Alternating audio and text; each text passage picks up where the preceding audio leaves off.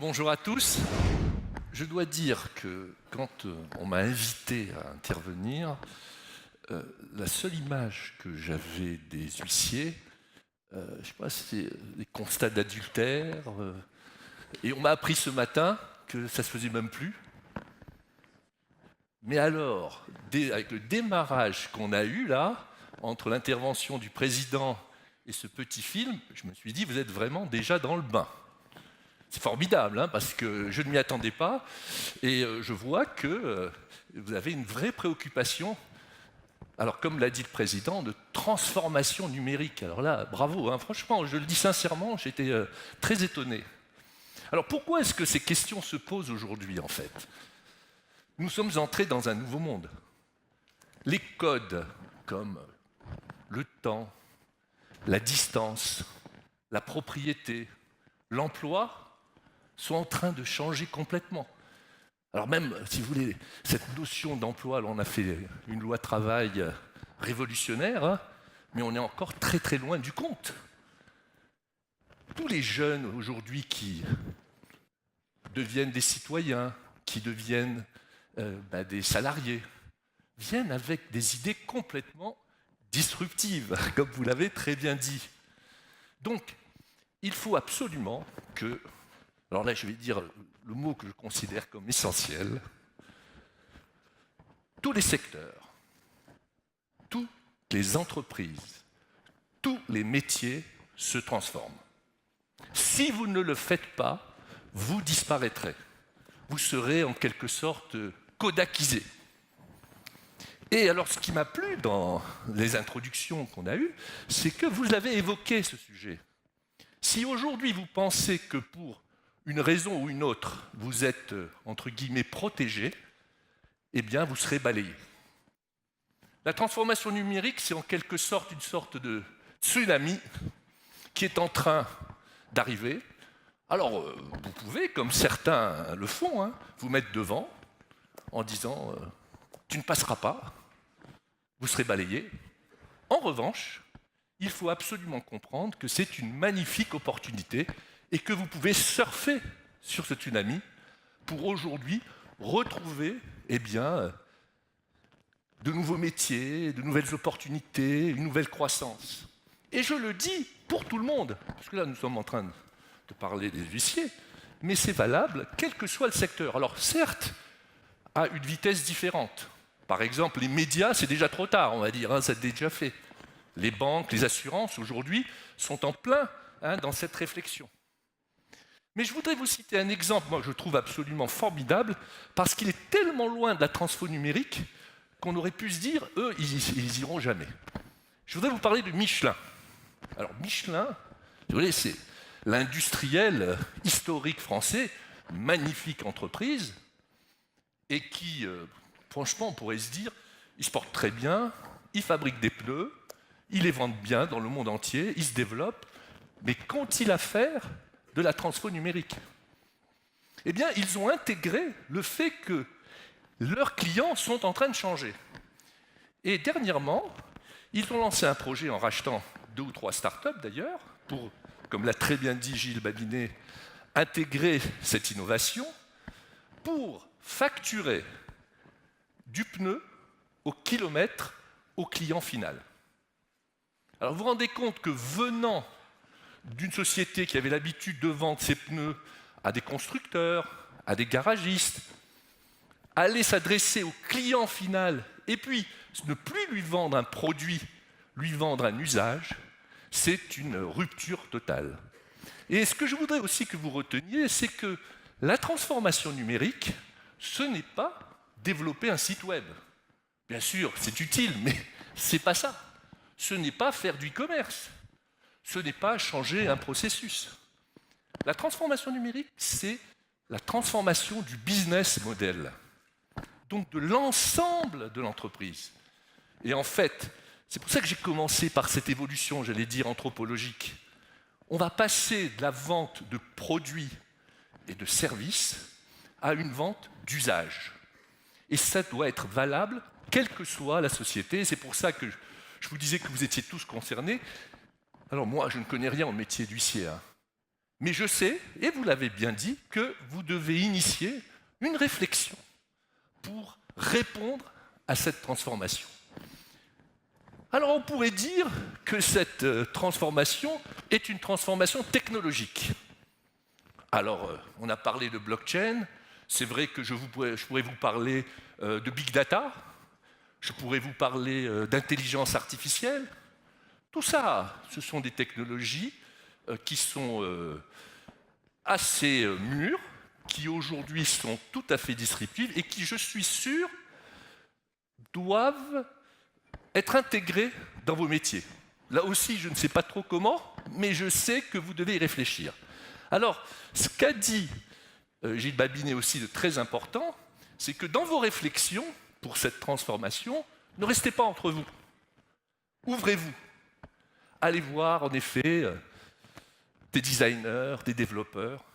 D'ailleurs, ma société, qui est une société qui accompagne la transformation du numérique, a créé ce que l'on appelle un Fast Lab, où nous accueillons justement les différentes entreprises pour réfléchir à ces transformations.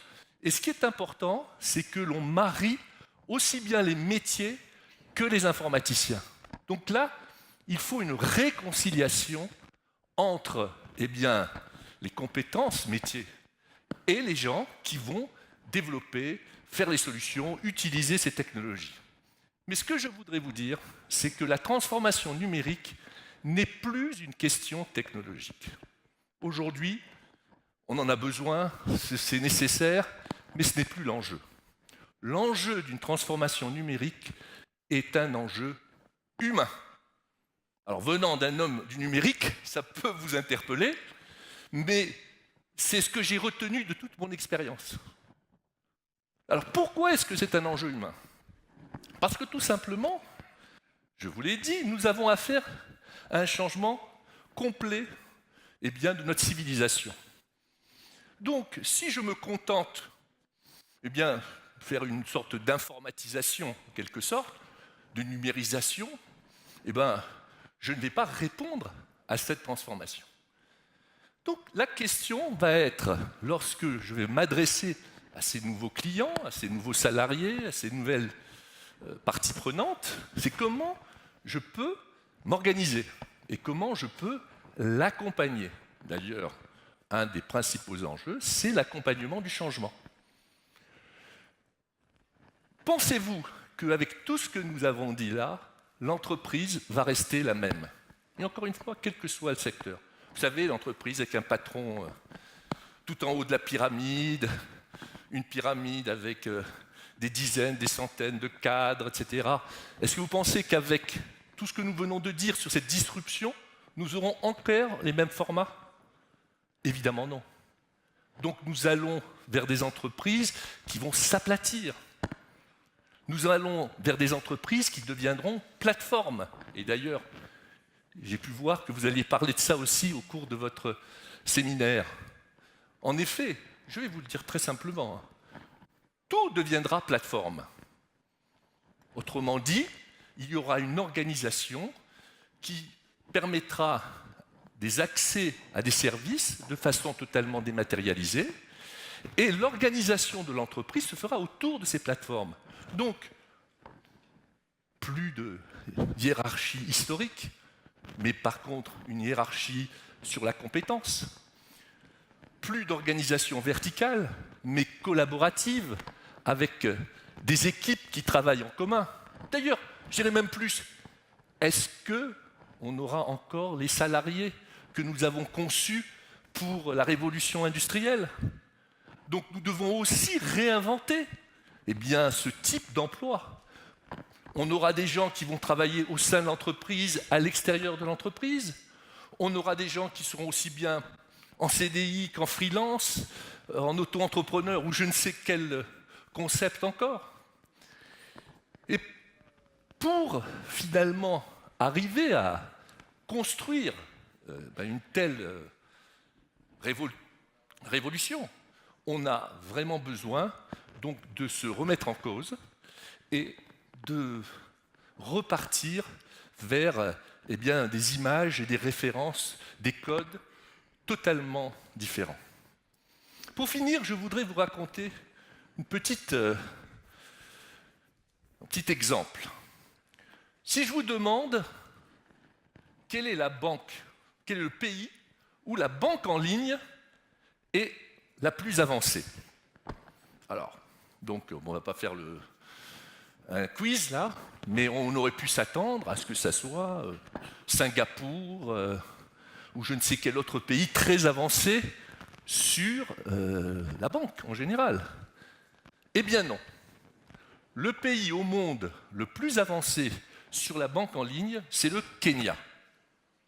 Ah, avec une application qui s'appelle M-Pesa, 28 millions d'utilisateurs sur 45 millions d'habitants. Vous vous rendez compte, hein, le rêve de la Société Générale ou de BNP Paribas. Alors pourquoi est-ce qu'on se retrouve avec une application comme ça, aussi diffusée, aussi réussie au Kenya? Pour une raison simple, ils n'avaient ni banque, ni téléphone. Alors pourquoi je vous dis ça? C'est parce que, évidemment, nous sommes dans un pays, comme dirait l'autre, un vieux pays, qui a un historique, qui a des process. Si je prends la Société Générale, elle a 200 000 salariés, 20 000 agences, elle ne peut pas dire du jour au lendemain, eh ben moi aussi je vais faire une banque en ligne comme au Kenya. Donc la problématique qui se pose, c'est la transformation. Voilà, c'est pour ça que je voulais finir avec ça, c'est pour vous dire que nous, notre enjeu, ne partant pas de rien, c'est de protéger, valoriser nos acquis. Alors, j'en parlais avec les notaires la dernière fois. Bah, écoutez, moi je vois dans d'autres pays, on n'a pas une protection comme celle que nous avons en France. Quand on achète quelque chose en France, on est tranquille grâce au notaire. Ce n'est pas le cas dans d'autres pays. Et ce n'est pas parce que nous allons faire une transformation numérique qu'il faut perdre ça. Donc c'est pour ça que c'est plus compliqué chez nous. Parce que nous devons, au même moment, eh bien, conserver nos histoires, nos acquis, nos points positifs, mais répondre à ce qu'a très bien expliqué en intro votre président, eh bien, à cette transformation, parce que, encore une fois, si vous ne l'opérez pas, eh bien, il y aura quelqu'un d'autre qui va l'avoir, qui va le faire, et qui le fera certainement moins bien que vous, et qui nous pénalisera, nous, citoyens, utilisateurs. Donc, on compte sur vous. Merci beaucoup.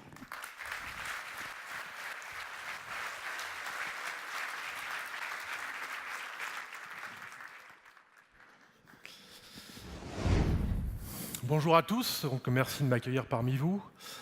C'est compliqué a priori de trouver un trait d'union entre vos métiers actuels et futurs. Et le mien qui en résumé consiste à diffuser et éditer des contenus autour du divertissement, le site le plus connu que vous connaissez sans doute étant Allociné. Pourtant, les bouleversements que je vis moi en première ligne, en tant qu'acteur natif de l'économie digitale, touchent et toucheront tous les secteurs d'activité, même ceux qui sont plus réglementés comme le vôtre.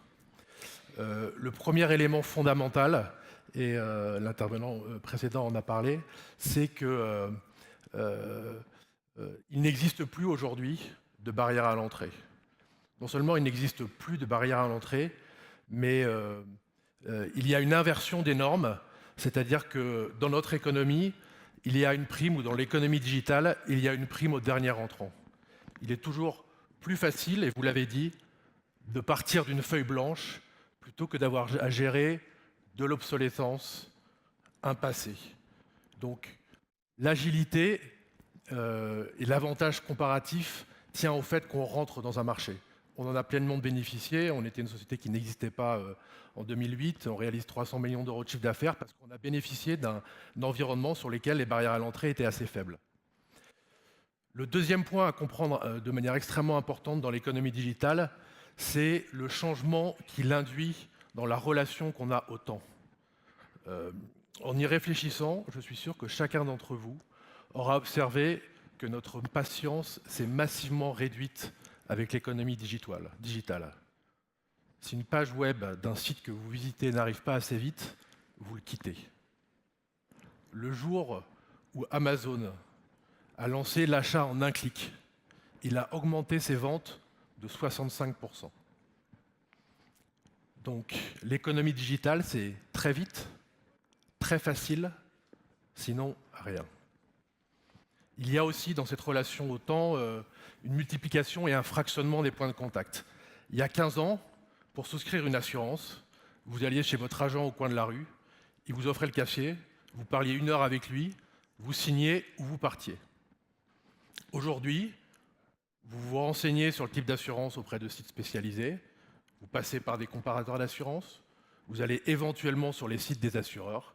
Il y a beaucoup de points de contact, beaucoup plus rapides, et quand le prospect prend sa décision, à ce moment-là, il faut que ce soit très vite, très facile. Et donc il faut que ce soit très vite, très facile, et très souvent dans la capacité qu'on a à se connecter par rapport à ses prospects. Le troisième point important, c'est le trading permanent. J'imagine que chacun d'entre vous est inscrit à des newsletters, prenons la newsletter du Figaro. Pour vous inscrire à cette newsletter, vous donnez votre adresse mail. Imaginez qu'on vous demande vos noms, vos prénoms, votre âge, votre numéro de carte bleue, dont on vous assure qu'on ne fera rien, c'est totalement impossible et impensable. Il faut toujours équilibrer la valeur perçue, pas celle que vous imaginez, et celle que le prospect imagine, et ce qu'on demande. On peut demander un peu plus si on offre un peu plus. Quatrième point, un peu contre-intuitif, le rapport à la qualité de service. Est-ce que le service de téléphonie par Internet Skype, par exemple, se serait développé si son fondateur avait attendu d'avoir la même qualité de communication que la téléphonie filaire? Jamais, impossible et impensable.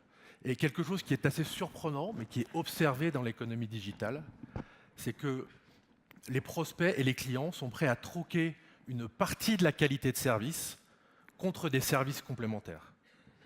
Donc, encore une fois, de manière un petit peu provocante, je dirais qu'il faut se méfier du zéro défaut dans l'ère digitale.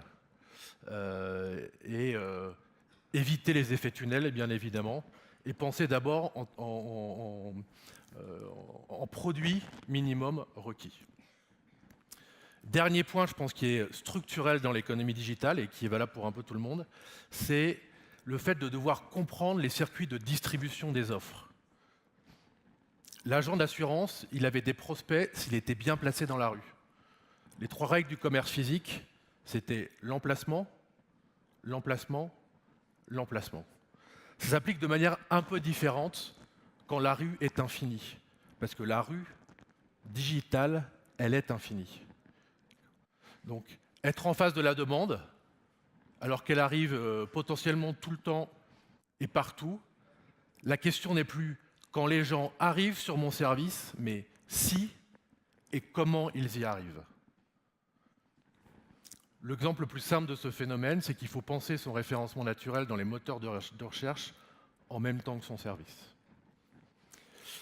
Donc dans ce contexte un peu mouvant, c'est une litote, comment envisager son adaptation et sa capacité à innover? Alors je vous rassure, en 10 ans d'économie digitale, je n'ai aucune recette miracle, je n'en ai trouvé aucune, mais je vais vous partager quelques retours d'expérience sur ce mot un peu compliqué qu'est l'innovation. D'abord, les freins principaux que j'ai rencontrés à l'innovation. Le premier, c'est « attends, ça va phagocyter mon business existant ». C'est le premier frein. La peur de perdre de la valeur par rapport à son business existant. L'exemple le plus criant de ça, c'est la musique. Oulala, le streaming par abonnement va faire du mal à la vente physique. Résultat, les maisons de disques ont été balayées. Purement et simplement balayées. Deuxième point qui a aussi été évoqué, c'est que l'innovation, ce n'est pas uniquement quelque chose de technique, c'est lié à la culture de l'organisation, quelle qu'elle soit. Si le fait de risquer quelque chose met en cause des succès antérieurs qu'on a eus et le futur financier et professionnel de ceux qui prennent le risque, alors il n'y aura jamais d'innovation. Donc l'innovation, ce n'est pas que de la technologie, comme ça a été dit, mais c'est aussi une culture d'organisation. Au moins autant. Au moins autant. Je n'ai jamais, dans mon entreprise, puni quelqu'un ou dit à quelqu'un que ça n'allait pas parce qu'il avait eu un échec dans une innovation qu'il a voulu faire. Il faut apprendre de ses échecs pour ne pas les renouveler, mais il faut tenter. Sinon, il n'y a pas d'innovation.